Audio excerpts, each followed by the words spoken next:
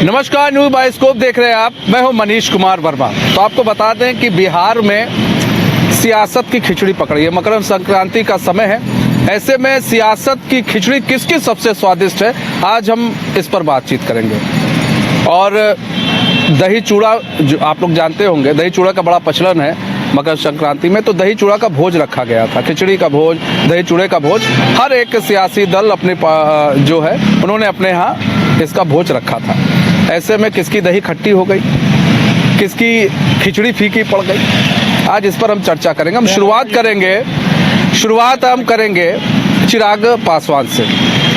चिराग पासवान, आपको बता दें, चिराग पासवान इस वक्त एनडीए के फोल्डर के और खासकर बिहार में एक मजबूत कड़ी के रूप में देखे जाते हैं। ऐसे में चिराग पासवान ने भी दही भोज का आयोजन किया अपने कार्यालय, नए कार्यालय में उन्होंने दही भोज का आयोजन किया, दही चूड़े का आयोजन किया और वहां पर नीतीश कुमार को उन्होंने आमंत्रित भी किया। इस दौरान नीतीश कुमार तो पहुंचे वहां पर, लेकिन चिराग पासवान उस वक्त वहां मौजूद नहीं थे। अब ऐसे में कई लोग ये अंदेशा लगा रहे हैं कि जो है दही खट्टी रह गई, यानी कि अब ऐसा ना हो कहीं खटास पैदा हो जाए। चूंकि एक मुख्यमंत्री पहुंच रहे हैं वहां पर, चिराग पासवान का ना होना ये भी एक चिंता का विषय था। लेकिन इन सबके बीच में ये कहा जा रहा है कि मुख्यमंत्री का जो समय था कुछ और था और मुख्यमंत्री समय से पहले वहां पहुंच गए। लेकिन चिराग पासवान को जैसे ही इसकी भनक लगी कि मुख्यमंत्री वहां पहुंचे, वो अपने घर से निकल गए। अब हम दूसरी एक और खबर, आपको बड़ी इंटरेस्टिंग खबर बताते हैं जो आज है, जहां कहा जा रहा है खिचड़ी पूरी तरह से पक चुकी है।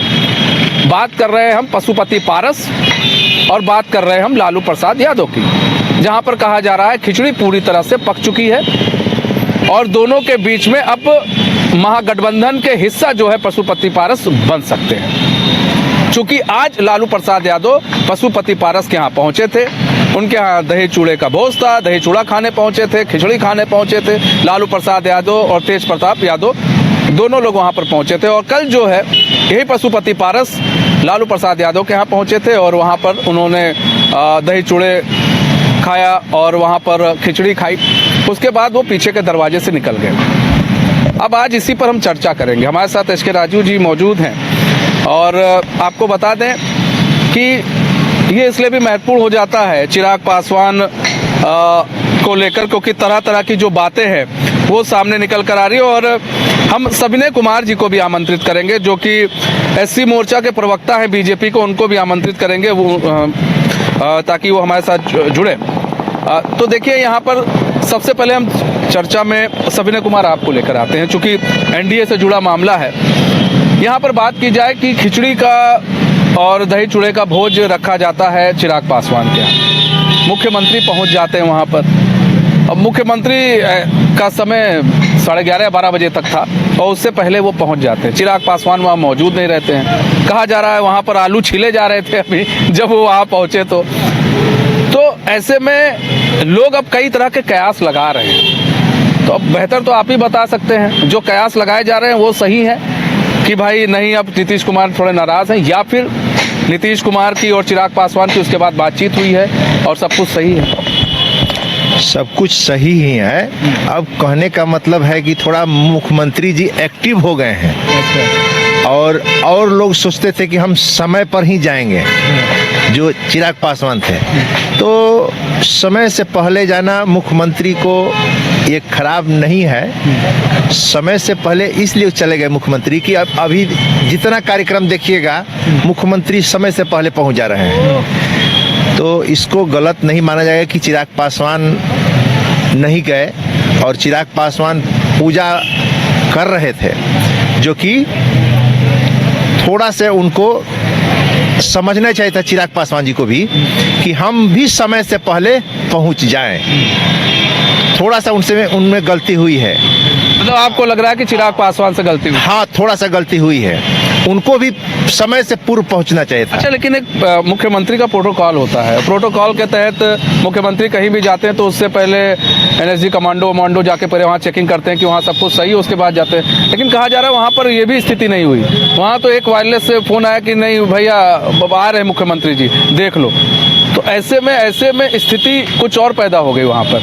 अब तो कयासों के बाजार गर्म हो रहे हैं और जो विपक्ष लगातार सवाल उठा रहा है ना कि देखिए मुख्यमंत्री को भी सम्मान नहीं दिया जा रहा है। नहीं, तो यही चुनावी वर्ष है, ये बिना सोचे समझे गाड़ी किधरों भी मुड़ सकती है। ये चुनावी वर्ष है और इस समय नेता कब किधर मुड़ जाए कोई नहीं जानता है, इसलिए मुख्यमंत्री समय से पूर्व निकल चुके। देखिए बड़ी महत्वपूर्ण बात है, सविनय जी बोल रहे हैं कि चिराग को समझना चाहिए था और उनको पहले वहाँ पर रहना चाहिए था। ऐसे में आप भी देख रहे हैं, राजनीति को बड़ी बारीकी से देखते हैं बिहार के, तो ऐसे में आपको क्या लग रहा है, ये जो मैसेज गया, ये मैसेज कहाँ तक जाएगा? या फिर वही फुल स्टॉप हो गया, बातचीत हो गई दोनों में, बाद में वही फुल स्टॉप हो गया, या फिर इसका असर 2025 के चुनाव में या फिर सीट जब बंटवारा होगा तब देखने को मिलेगा? नहीं, देखिए मनीष जी, बिहार जो है वो राजनीतिक रूप से काफ़ी मैच्योर्ड भूमि मानी जाती है और जो यहाँ ये कहा जाता है कि भाई बिहार की पॉलिटिक्स से पूरा देश जो है वो राजनीति सीखता है। तो ये कल का जो प्रकरण है निश्चित तौर पर वो आप कह सकते हैं कि कहीं ना कहीं से चिराग पासवान के लिए वह दुर्भाग्यपूर्ण था, क्योंकि चिराग पासवान ने इसकी परिकल्पना नहीं की होगी कि जिस मुख्यमंत्री को उन्होंने इनवाइट किया है वो मुख्यमंत्री समय से पहले पहुंच जाएंगे। चूँकि आप देखे होंगे कि भाई इन्विटेशन हम लोगों के यहाँ भी आया था और उसमें विधिवत लिखा हुआ था कि 11:30 बजे से जो है वो वहाँ पर आप लोग भी उपस्थित होइए, लेकिन मुख्यमंत्री 10:30 बजे वहाँ पहुँच जाते हैं। देखिए दरअसल में कल रत्नेश सादा जो कि जेडीयू कोटे से मंत्री हैं अभी, उनके आवास पर मुख्यमंत्री जी का 10 बजे जो है वो उनको आमंत्रण था। तो वहाँ पर उमेश कुशवाहा जो पार्टी के अध्यक्ष हैं जेडीयू के, वहाँ वो मौजूद थे। वहाँ जब पहुँचते हैं नीतीश कुमार तो वहाँ लगभग 20 मिनट तक बैठते हैं और चूँकि एक पुल है, उस पुल के उस तरफ रत्नेश सादा है और इस तरफ जो है वो लोजपा का ऑफिस है और फिर उसी ऑफिस से आगे सीएम हाउस है। तो मुख्यमंत्री जब उस रास्ते से जा रहे थे तो उनको लगा कि भाई चूँकि यहाँ से भी आमंत्रित हैं तो क्यों नहीं यहाँ पर चला जाए। हालांकि ये चीज़ मुख्यमंत्री को भी पता होगा निश्चित तौर पर कि चिराग पासवान जो वहाँ रहते नहीं हैं, वो इसके पूरी अपने स्थित आवास पर रहते हैं, लेकिन उसके बावजूद मुख्यमंत्री वहाँ गए। लेकिन मुख्यमंत्री के बॉडी लैंग्वेज को आपने देखा होगा कि उस समय वहाँ भीड़ भी नहीं थी। राजू तिवारी जो प्रदेश अध्यक्ष हैं वो वहाँ मौजूद थे। अचानक वो लोग भी सकते में आ गए कि भाई मुख्यमंत्री बिना बताए हुए इस तरीके से आ गए, जबकि अमूमन हम लोग भी जो पत्रकारिता में देखते हैं कि सीएम का जब का एक प्रोटोकॉल होता है, जब भी वो कहीं जाते हैं तो पहले वायरलेस से मैसेज किया जाता है, रोड क्लियर करवाया जाता है और उसके बाद। लेकिन चूंकि नीतीश कुमार ये भी बताने की कोशिश कर रहे हैं कि अब वो मुख्यमंत्री नहीं है जो पूरा प्रोटोकॉल में 18-20 गाड़ी के साथ वो चल रहा है, अब वो सर्वसुलभ मुख्यमंत्री है, यानी कि आम जनता के लिए वो मुख्यमंत्री। ये भी उन्होंने एक मैसेज देने की कल कोशिश की है और वो सीधे पहुंचते हैं वहाँ पर। हालांकि वहाँ पर मुश्किल से वो 2 मिनट रुकते हैं। चिराग रामविलास जी के तस्वीर है उस पर वो माल्यार्पण करते हैं और फिर बहुत मुस्कुराते हुए, एज यूजुअल, कहीं ये नहीं लगा कि बहुत स्ट्रेस में है, तनाव में है। लेकिन तनाव चिराग पासवान और उनकी पार्टी के ऊपर पड़ा और ये पड़ेगा भी। मनीष जी, मैं यहाँ पर एडिटर हूँ और हमारे एडिटर इन चीफ यहाँ आ जा रहे हैं और मैं ऑफिस में अगर मौजूद नहीं हूँ तो ये स्ट्रेस एडिटर इन चीफ पर नहीं पड़ेगा, वो स्ट्रेस मेरे ऊपर पड़ेगा कि हमारे बॉस आए और मैं यहाँ मौजूद नहीं। तो चिराग पासवान भले ही केंद्रीय मंत्री हों, लेकिन नीतीश कुमार की अपनी एक छवि है और एक राज्य के एक मुख्यमंत्री हैं वो, और केंद्र सरकार में उनकी एक बड़ी भूमिका है, मतलब प्रधानमंत्री भी उनको सम्मान देते हैं। तो चिराग पासवान को जैसे ही जानकारी मिली वो तुरंत वहाँ से भागे आए, लेकिन तब तक जैसा मैंने आपको बताया कि मुश्किल से 2 मिनट मुख्यमंत्री वहाँ रुके थे, फिर वहाँ से निकल गए। लेकिन उसके बाद जो किस्सा है वो बड़ा दिलचस्प है। जो जानकारी मिली है कि चिराग पासवान ने उसके बाद कई बार कॉल किया है मुख्यमंत्री को, नीतीश कुमार को, लेकिन नीतीश कुमार ने उनसे बातचीत नहीं की है। यानी नीतीश कुमार के मन में भी इस बात की टीस है कि भाई मैं पहुंचता हूं और चिराग पासवान वहां मौजूद नहीं होते हैं। अगर पार्टी का कोई मुखिया वहां मौजूद नहीं होगा तो निश्चित तौर पर जो गेस्ट होंगे उनको इस बात की चिढ़ होगी। हालांकि देखिए, मैं एक बार आपको फिर बता रहा हूं कि चूंकि 11:30 बजे से प्रोग्राम था विधिवत मुख्यमंत्री का, चिराग पासवान का, और मुख्यमंत्री 10:30 बजे यानी कि 1 घंटा बिफोर वहां पहुंचते हैं। इस बात की परिकल्पना चिराग पासवान ने भी नहीं की होगी। उनको लगा होगा कि 11:30 बजे से प्रोग्राम है तो मुख्यमंत्री जी 12-12:30 बजे के करीब आएंगे। और आप देखे होंगे कि हम लोग जब वहाँ पहुँचे थे तो वहाँ पर भारी भीड़ थी। गवर्नर भी फिर बाद में गए, तमाम जो मंत्री हैं बीजेपी कोटे से, जेडीयू कोटे से वो गए, डिप्टी सीएम गए। लेकिन ये बातें अब कहीं ना कहीं से, देखिए विपक्ष को तो एक मुद्दा चाहिए। अब विपक्ष को बैठे बिठाए एक मुद्दा मिल गया है कि भाई देखिए अब नीतीश जी का कद इतना छोटा हो गया है कि चिराग पासवान जैसे नेता उनकी नोटिस नहीं ले रहे हैं। और आपको याद होगा कि 2020 में यही चिराग पासवान है जिन्होंने न तो खुद का चिराग जलाया और नीतीश कुमार के भी चिराग उन्होंने बुझा दिया था। तो अब ये जो है राजनीति में एक बार फिर से कयासों का बाजार जो है वो कहीं ना कहीं से गर्म हो गया है। और जब नीतीश कुमार फोन नहीं उठाए हैं तो उसके बाद से निश्चित तौर पर जो चिंता की लकीरें हैं वो चिराग पासवान के माथे पर गहरा गई। हालांकि चिराग पासवान दिल्ली के लिए कुछ कर चुके हैं और वो निश्चित तौर पर कोशिश करेंगे कि बीजेपी के माध्यम से इस पूरे मामले को एक बार फिर से मेटरलाइज करवाया जाए, क्योंकि नीतीश कुमार की का फोन न उठाना और नीतीश कुमार की नाराजगी कहीं ना कहीं से ये बता रही है कि चिराग के इस रवैये से वो नाखुश हैं। लेकिन दूसरी जो महत्वपूर्ण बात है जो रीड नहीं किया गया है कि जैसे ही ये घटना होती है उसके बाद दोपहर के वक्त अचानक मीसा भारती का एक बयान आता है और मीसा भारती कहती है कि भाई चाचा अगर इधर आएंगे तो उनका स्वागत है। और ठीक उसके थोड़ी देर बाद तेज प्रताप और तेजस्वी यादव का बयान आता है कि चाचा की किसी कीमत पर एंट्री नहीं दी जाएगी। देखिए मकर संक्रांति के बाद जो है वो सूर्य भगवान उत्तरायण हो जाते हैं अगर आप सनातन को मानते हैं तो, और उसके बाद शुभ काम यानी कि आज से विधिवत शुभ काम की शुरुआत जो है वो हो गई है। तो आप देखे होंगे कि 1 तारीख से लेकर के 14 तारीख तक का जो पीरियड था उसमें लगातार इस बात की चर्चा हो रही थी, अनायास ही चर्चा हो रही थी कि भाई बिहार में सत्ता परिवर्तन का खेल हो सकता है। पिछले बार भी इसी तरीके से सत्ता परिवर्तन का खेल हुआ था। तो नीतीश कुमार जब गए थे लालू जी के यहाँ तो उनको दही का टीका लगा दिया गया था। हालांकि इस बार कल नहीं गए नीतीश जी, कल विधिवत उनको बुलाया गया था लालू प्रसाद यादव की तरफ से, लेकिन उस कार्यक्रम में वो पार्टिसिपेट नहीं किए। उन्होंने यह मैसेज दे दिया है कि भाई मैं इस बार एनडीए में ही रहने वाला हूँ, मैं एनडीए से बाहर नहीं जाने वाला हूँ। लेकिन आज से कुछ दिन पहले आपको याद होगा कि 27 तारीख को लालू प्रसाद यादव ने एक बयान दिया था और यह कहा था कि भाई हमारे लिए तो नीतीश के दरवाजे हमेशा खुले हुए हैं। तो देखिए राजनीति कयासों का एक खेल होता है, इसमें लोग कयास लगाते हैं और कभी कभी कयास जो है वो सच भी साबित हो जाता है। तो कल जैसे चिराग पासवान का मामला तूल पकड़ा कि अचानक एक ऑफर जो है वो आ जाता है। हालांकि उस ऑफर पर पूर्ण विराम तेजस्वी और तेज प्रताप ने लगाया है, लेकिन ये चीज़ तेजस्वी और तेज प्रताप को भी पता है और जनता भी यह जानती है कि भाई आरजेडी में जो लालू निर्णय लेंगे होगा वही। यानी कहीं ना कहीं से नीतीश कुमार पर एक बार फिर से चारा डालने की कोशिश जो है वो की जा रही है। लेकिन इन सब के बीच बीजेपी चूंकि इसलिए निश्चिंत भाव में है क्योंकि बीजेपी अभी दही चूरा का भोज करवा रही है। और देखिए मकर संक्रांति में मनीष जी आप भी चूंकि पटना में पहली बार हैं और आप भी दही चूरा का आनंद ले रहे हैं कल से कि मकर संक्रांति का जो दही चूरा है वो भी बड़ा डेलिशियस होता है, उसमें एक गजब का स्वादिष्ट। आप अगर दही चूरा खाएं घर में और मकर संक्रांति में अगर आप भोज में जाकर खाते हैं, खासकर पार्टी कार्यालय में जाकर खाते हैं किसी नेता के यहाँ, तो उसका टेस्ट बदल जाता है। तो ये भी कहा जा रहा है कि भाई बीजेपी इस बार जो है वो पुराने टेस्ट को ही चला रही है, क्योंकि बीजेपी टेस्ट बदलने के मूड में नहीं है। लालू यादव चाह रहे हैं कि भाई टेस्ट को बदला जाए, लेकिन बीजेपी और जेडीयू ये, और यही वजह है कि आज देखिए आप कि बगहा में पहली बार, मैं पटना में लगभग 20-22 साल से पत्रकारिता में हूँ, मैंने देखा कि पहली बार एनडीए सामूहिक तौर पर एनडीए के तमाम प्रदेश अध्यक्ष एक प्लेटफॉर्म पर आकर के उन्होंने बिहार में एक नई राजनीति की शुरुआत की है और आज से विधिवत चुनावी आगाज बिहार में हो गया। जैसे मैंने आपको कहा कि उत्तरायण होने सूर्य के उत्तरायण होने के बाद शुभ काम की शुरुआत हो जाती है। तो आज बगहा में देखिए चाहे वो लोजपा हो, जेडीयू हो, बीजेपी हो, उपेंद्र कुशवाहा की पार्टी हो या फिर जीतन राम मांझी की पार्टी हम हो, तमाम के प्रदेश अध्यक्ष एक मंच पर जुटे हैं और वहां से आज उन्होंने विधिवत चुनावी आगाज की शुरुआत कर दी है। यानी कि भले ही कयास जो भी लगाए जाते रहे हों, लेकिन इतना तय है कि नीतीश कुमार, अब चिराग से हो सकता है कि उनकी थोड़ी देर के लिए नाराजगी हो, और ये चीज नीतीश कुमार को भी पता है कि उनका जो मूल गठबंधन है वह बीजेपी के साथ है और बीजेपी उनको सम्मान देने में कहीं भी पीछे नहीं है, चाहे वो देश के प्रधानमंत्री नरेंद्र मोदी हो या फिर बिहार में जो दोनों डिप्टी सीएम हो या फिर दिलीप जायसवाल हो। तो ये चीज उनको बखूबी पता है। तो इसलिए मुझे नहीं लगता है कि चिराग का मामला बहुत ज्यादा तूल पकड़ेगा, और तूल पकड़ेगा तो फिर बीजेपी बीच में इंटरफेयर करेगी, हस्तक्षेप करेगी, इंटरफेयर करेगी और चीज़ों को समझाने की कोशिश करेगी। लेकिन इसी बीच एक और बड़ी खबर थी यहाँ पर सविनय जी, खबर ये थी सविनय जी कि एनडीए का जो सबसे महत्वपूर्ण हिस्सा थे पशुपति पारस, अब वो महागठबंधन के हिस्सा होने जा रहे हैं। लालू प्रसाद यादव ने इसके संकेत दे दिए। कल पशुपति पारस गए थे लालू प्रसाद यादव के यहाँ राबड़ी देवी के घर पर, वहाँ पर दही चूड़ा खाए, बहुत खुश हुए, फिर आए।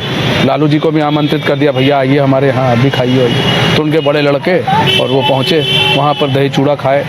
और ऐसे में कहते हैं लालू जी जो है गरम लोहे का ही इंतज़ार करते हैं ताकि वो कभी भी हथौड़ा मार सकें। तो उनको लगा लोहा गरम है, हथौड़ा मार दिया जाए, तो उन्होंने वही काम किया। और ऐसे में पशुपति पारस जो है अब महागठबंधन का हिस्सा होने जा रहे हैं, ऐसा अब लगभग कहीं ना कहीं तय है, क्योंकि बात की जाए वहाँ पर पशुपति पारस के यहाँ जो भी आरजेडी के नेता थे उन्होंने भी ये सारी बातें कही कि बहुत जल्द जो है एक बड़ा ऐलान किया जाए। तो पशुपति पारस जब जा रहे थे, क्योंकि ऐसा तो है नहीं, इस चीज़ नहीं है, आपको ही मालूम है, कोई किसी दल को छोड़ता है तो काफ़ी दिन से सारी चीज़ें चलती हैं, तो ऐसे में ये चीज़ नहीं थी। क्या पशुपति पारस को मनाने की कोशिश एनडीए की तरफ से नहीं किया गया?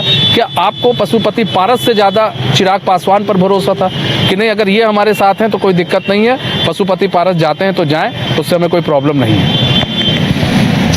मैं बता दूं, एक म्यान में दो तलवार नहीं रह सकती है। तो और अगर तलवार को रखना है अलग अलग तो क्या करना पड़ेगा पता ही है कि म्यान बनाना पड़ेगा। तो हमारे गार्जियन लोग जो हैं वो समझ नहीं रहे हैं कि कौन सी तलवार कितनी मजबूत है और कौन सा जगह चलाना है। हमारे गार्जियन लोग नहीं समझ रहे हैं। अच्छा, क्या समझना चाहिए गार्जियन को, क्या समझना चाहिए? उनको जगह देनी चाहिए थी, उनको उचित जगह देनी चाहिए थी, जो कि जगह नहीं दे पाए हैं। और जगह देते तो वो तलवार एक साथ रहती, तब तो तलवार नहीं रहेगी, उससे पार्टी का भला नहीं होने वाला है। वो हो सकता है कि एकदम जा ही सकते हैं। नहीं तो क्या नुकसान होगा उनके पशुपति पर? हाँ महाराज, आपका वोट का परसेंटेज गड़बड़ हो जाएगा पासवानों का। पार्टी उनकी भी पार्टी बनी है और उनकी पार्टी का भी स्थान रहेगा। उन्होंने नहीं लोकसभा चुनाव लड़ाया, नहीं तो दिखा देता। हम पक्ष में नहीं हैं, बल्कि हम लोग जानते हैं, हम भी उसी समाज से हैं। हमें तो लगा कि क्या नाम है, सविनय जी जो है, हमको तो लग रहा है कि हमें तो वही लग रहा है। नहीं, हमको पता है, हम लोग को पुराने वो रिश्तेदार हैं। अच्छा, इसलिए मैं बता रहा हूँ। मतलब रिश्तेदार वाला दिल बोल रहा है। हाँ, चिराग भी हमारे रिश्तेदार हैं, वो भी रिश्तेदार हैं। तो भाई हम समझ रहे हैं कि किसकी कितना दम है। वो 100% दिया चिराग पासवान ने, उनको झारखंड में भी अपना 100% दे दिया, लोकसभा चुनाव में भी 100% दे दिया। तो यही न कर रहे हैं कि अब तो बिहार विधानसभा में क्या होगा वो तो आपको दिखाई देगा। इसलिए कि लोग बटेंगे, और बटेंगे तो समझ लीजिए कि आपका घटेंगे। अच्छा, यहाँ बटेंगे तो घटेंगे राजीव जी, बहुत बड़ी बात है कि यहाँ घटेंगे। लेकिन एक चीज़ है, सविनय जी जो है बड़ी मुखरता से बोल रहे हैं, बीजेपी सुन लेगी सविनय जी तो क्या होगा। हमको वो डर नहीं है। जनता मेरे साथ है, क्षेत्र में आके बतिया लेगा, कोई होगा। बीजेपी हो, चाहे मेरा राष्ट्रीय अध्यक्ष हो, चाहे प्रदेश अध्यक्ष हो।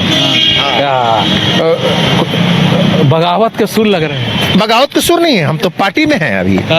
अभी भी है। अच्छा, बाद में होना। और बाद में तो चुनाव के समय में कौन क्या करेगा, नहीं दीजिएगा, साथे लड़िएगा, कहाँ हमको मिलेगा नहीं मिलेगा, वो तो देखेंगे।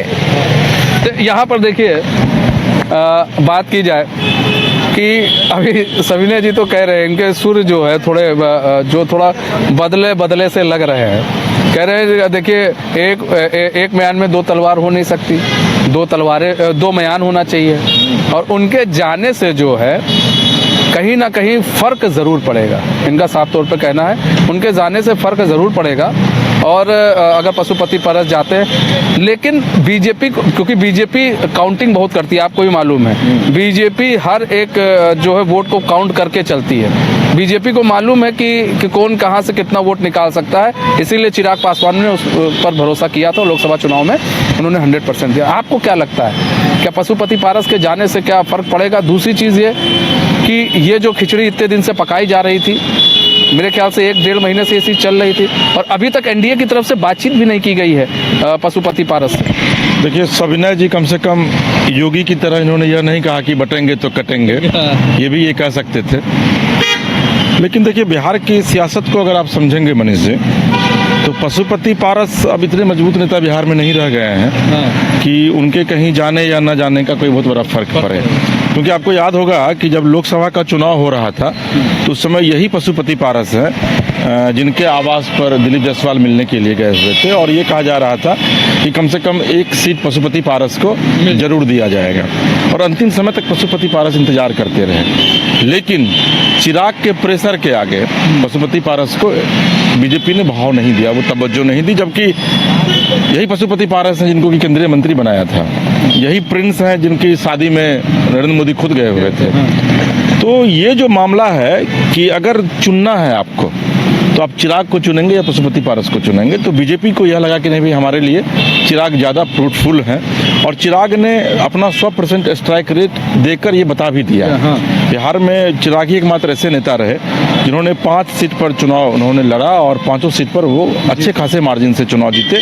कहा यह जा रहा था कि हाजीपुर की सीट जो है वो पशुपति पारस खुद चुनाव लड़ेंगे, इंडिपेंडेंट लड़ेंगे, जहाँ से वो सांसद थे, वहाँ भी वो खड़े नहीं हुए। अगर वहाँ वो खड़े होते इस चुनाव में तो निश्चित तौर पर एक मैसेज जाता, जिस कम्युनिटी की ये बात कर रहे हैं और उसी कम्युनिटी से इन्होंने कहा कि मैं बिलोंग भी करता हूँ, तो उस कम्युनिटी के पास ये मैसेज जाता कि भाई पासवान बिरादरी के लोग पशुपति पारस को भी लाइक कर रहे हैं। आप देखिए कि एक तो वो चुनाव नहीं लड़े, इसका मतलब वो लड़ने से पहले ही हार गए वो। या फिर ये कहा जाए कि वहाँ पर बीजेपी ने मतलब एक अलग से दिमाग खेला और समझा दिया कि नहीं आप परेशान ना होइए, हम आपको कुछ ना कुछ करेंगे, इसलिए भी वो कहे नहीं ठीक है ठीक है ठीक है। नहीं, तो वहाँ पर मैंने ये बातें नहीं आई थी, क्योंकि मैं तो लगातार खबरों को कवर करता हूँ, नेताओं से बातचीत भी मेरी होती रहती है, तो ये बातें बीजेपी की तरफ से कभी नहीं कही गई थी कि मैं आपको राज्यसभा भेज दूंगा या फिर मैं आपको कहीं कंपनसेट करूंगा, बिहार में एमएलसी बना दूंगा, ये बीजेपी ने नहीं कहा था। बीजेपी ने निश्चित तौर पर यह जरूर कहा था कि भाई आप वेट एंड वॉच की स्थिति में रहिए। और जैसा मैंने आपको बताया कि बिहार में पासवान का नेता कौन, ये एक बड़ा सवाल है। विनय जी भी इस चीज़ को समझते होंगे। यहाँ पर पासवान का नेता अगर कोई एक शख्सियत था तो वो रामविलास जी थे, क्योंकि देखिए रामविलास जी ने न सिर्फ पासवान जाति को एक अलग पहचान दिलवाई, बल्कि रामविलास पासवान ने यह बताया कि पासवान का एक बेटा भी केंद्रीय राजनीति से लेकर के बिहार की राजनीति तक में दिशा और दशा तय कर सकता है। और यही वजह है कि रामविलास पासवान को मौसम वैज्ञानिक कहा जाता था। और आपको याद होगा कि संभवतः आप उस समय नहीं थे बिहार में, जो पिछला चुनाव हुआ था उसमें रामविलास जी के साथ मुझे इंटरव्यू करने का मौका मिला था इसी कृष्णापुरी आवास पर। तो उन्होंने मुझे कहा था कि राजीव जी, मैं जो बीजेपी के साथ गया इसमें चिराग की बड़ी भूमिका है।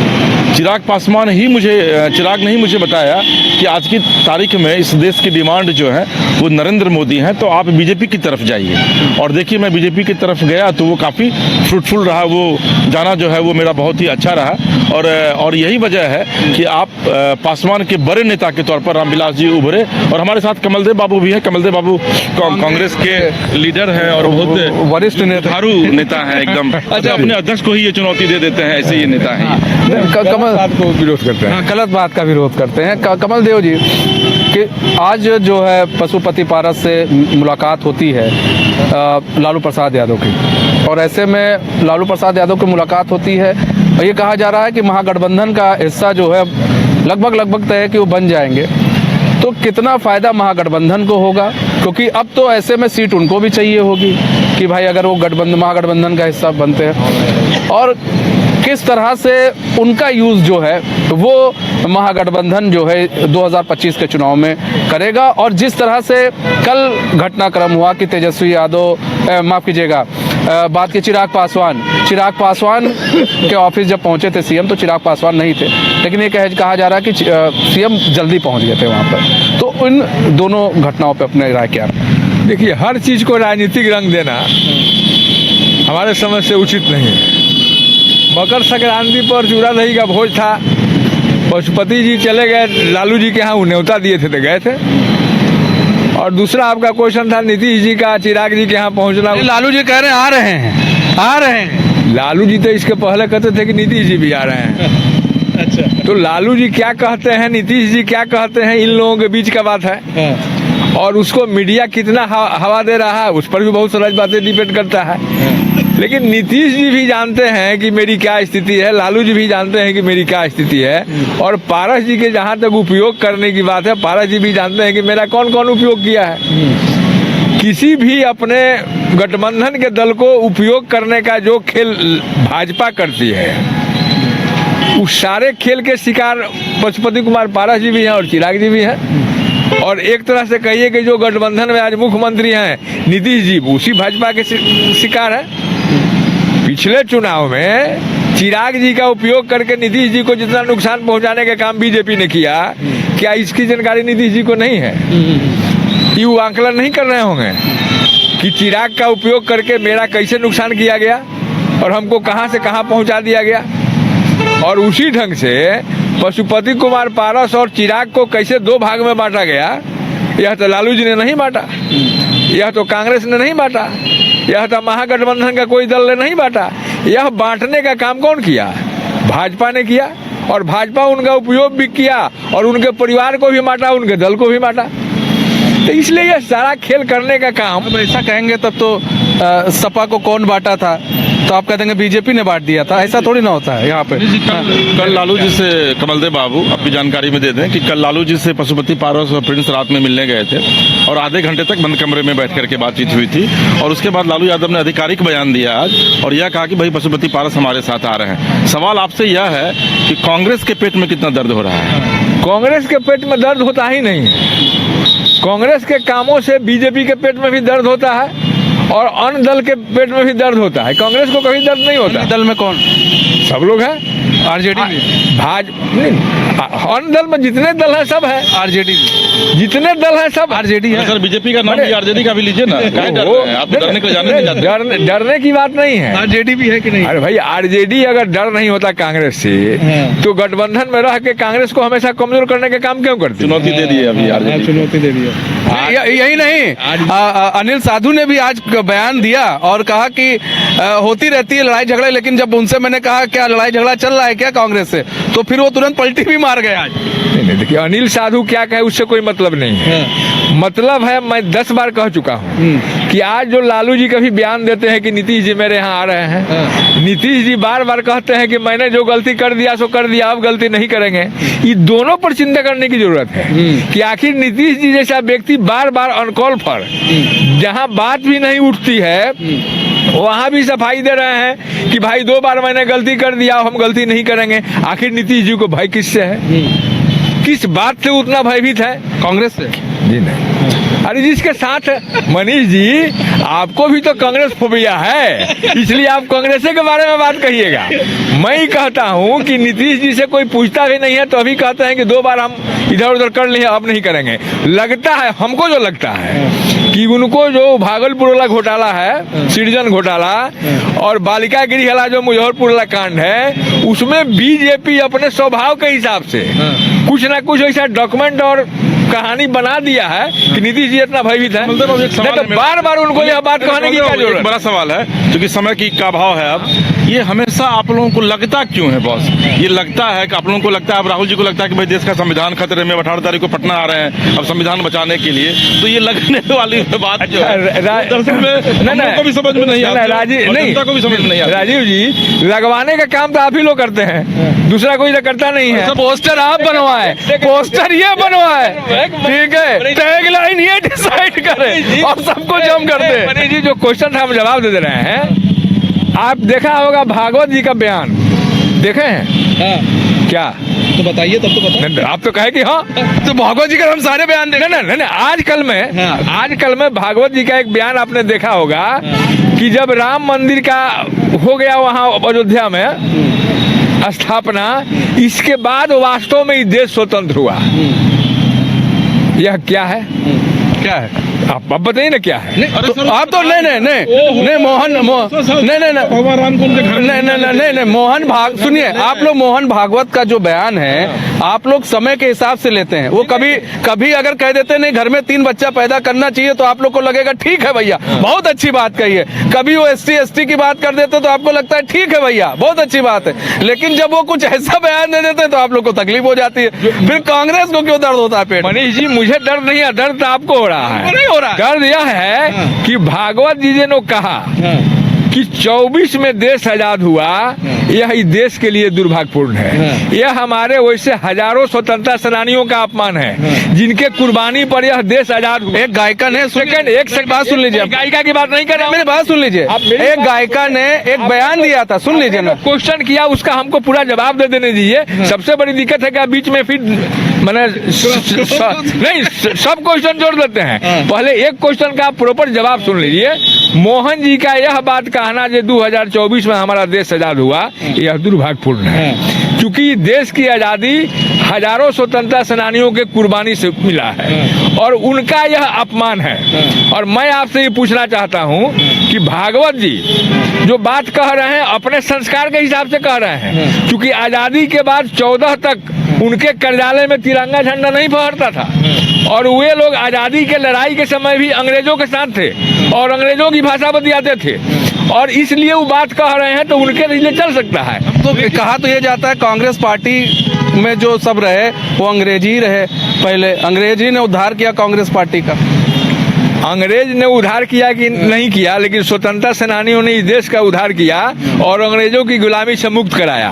और जो आज आज आज हम और आप लंबा चौड़ा भाषण दे देते हैं, यह कांग्रेस का देन है। और उनको लेकिन एक सुन लीजिए, आपने अब मेरी बात सुन लीजिए। एक सवाल है। एक गायिका है जो पिछले मेरे ख्याल से 2-3 साल पहले उनका एक इंटरव्यू काफी अभी भी वायरल हो रहा है। उन्होंने एक इंटरव्यू में ये कहा था, एक गायिका ने, कि जब मैं दूरदर्शन के स्टूडियो में गाना गा रही थी, जब रामलला का चल रहा था मामला, तो दूरदर्शन के स्टूडियो में गाना गा रही थी और हमने कहा था कि उनका एक गाना ऐसा था जिसमें ये शब्द थे कि अयोध्या में राम जी ने जन्म लिया है, अयोध्या में राम जी पधारे हैं। तो उस शब्द को ना कहने के लिए ये कहा गया था कि ऊपर से आदेश आया, भैया ये शब्द आप नहीं कह सकते, बाकी और कोई शब्द कह दीजिए। तो क्या कांग्रेस उस चीज से डरता है?